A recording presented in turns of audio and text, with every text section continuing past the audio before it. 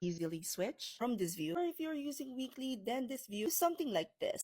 Or this. Using one tool, absolutely free. Kung kagaya ko kayo na madaling sumakit ang ulo, pag napakaliwanag ng buhay, lalo na kung madalas kayong nasa harap ng computer, this is really helpful because it helps me adjust from bright to dark without spending so much time. And super bilis lang niyang gawin. Step number 1, search for dark mode Chrome extension. Click nyo itong kauna-unahang link. You will then be taken here. I-click nyo lang dito sa part na to, add to Chrome. Pero dahil nakalagay na sa Chrome ko, nakalagay na is remove from Chrome. After downloading, i-click nyo lang itong icon na to na parang puzzle. Pagkatapos, i-click nyo lang itong pin. You'll then see na nandito na siya sa taas.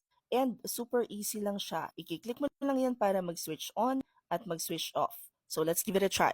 Dito ko siya gustong-gustong nakikita sa ginagawa niya sa Google Calendar ko kasi as you can see, sobrang liwanag talaga. And sumasakit na yung ulo ko to a point na hindi ko na kayang tumagal. So ang ginagawa ko lang, every now and then, magsiswitch ako from this white, super clean, super bright view. Pupunta lang ako dito sa taas, i-click ko lang ito at pag-click ko niyan, pak! Oh, gusto nyo yon? Dark.